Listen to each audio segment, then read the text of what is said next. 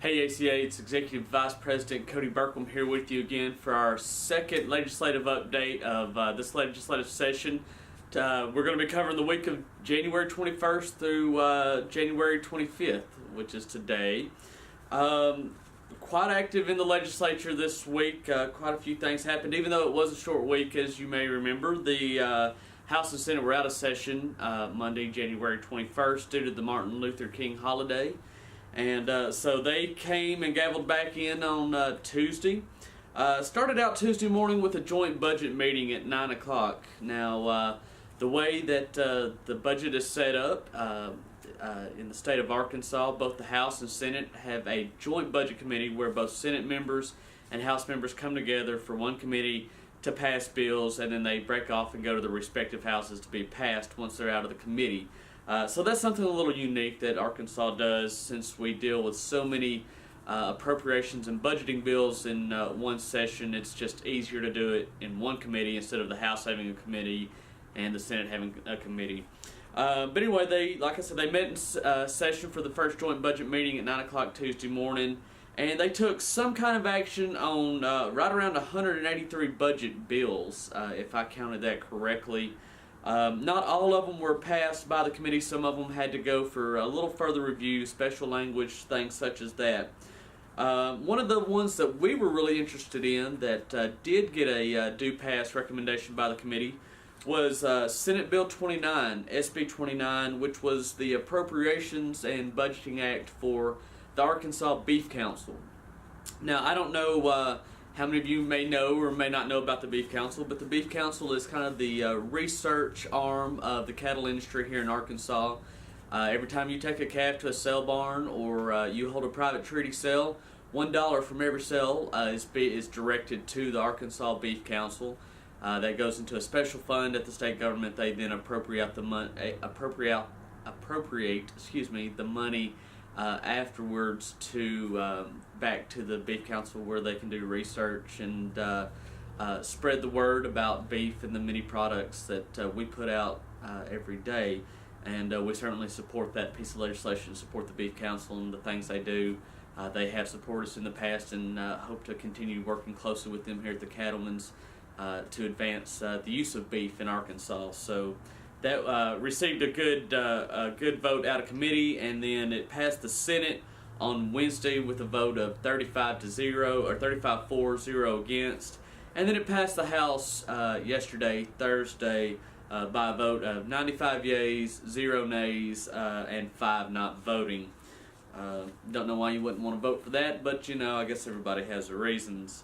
Also on Tuesday, last week you may remember that I mentioned House Bill 1124 that would create veterinarian technologist specialist licensure.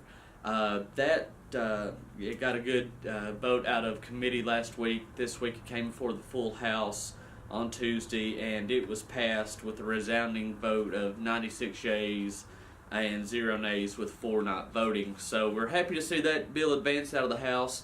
It has now made its way over to the Senate Agricultural Committee.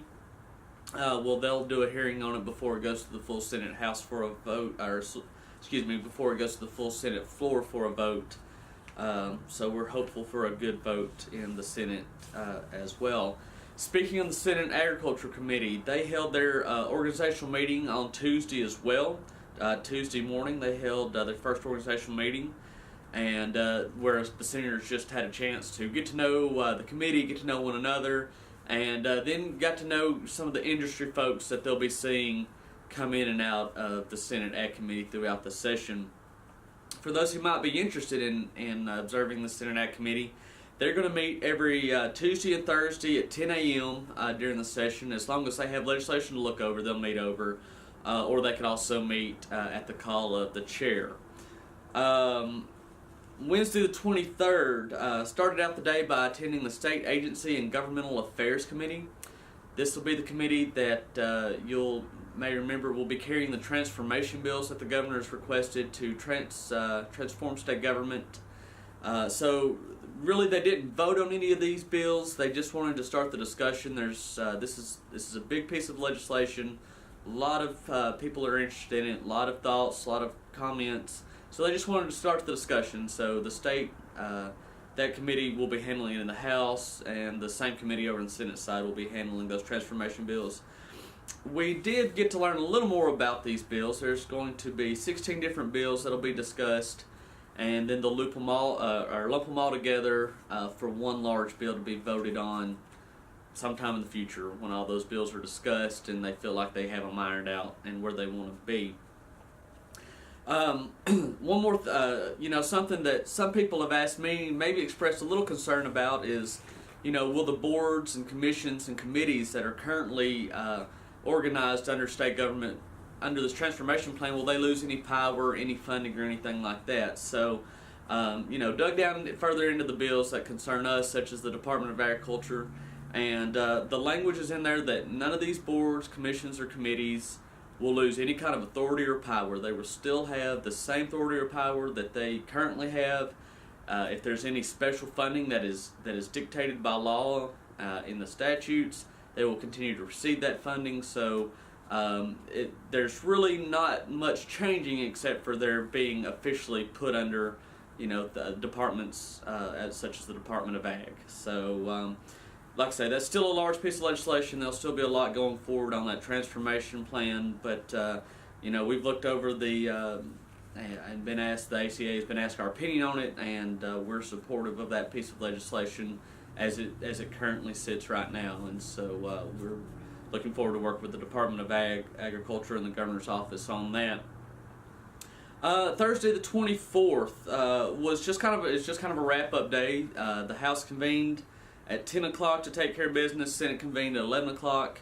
The House passed about 25 different appropriation bills, along with the Beef Council appropriation bills Thursday, and then they handled some other regular order type legislation, none of it really concerning us or the Arkansas Cattlemen Association.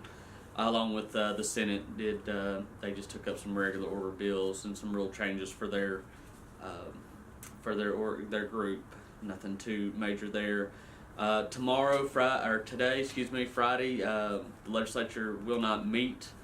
They do not meet on Fridays as of right now. Currently, they will not meet on Fridays, so they will go back into session Monday, and the House will convene at 1:30, and the Senate will convene at 1 o'clock, with all the committee hearings and things taking place starting again Monday morning. So, once again, we're keeping an eye on things for you. It's been a fairly fast start. Seems like this year.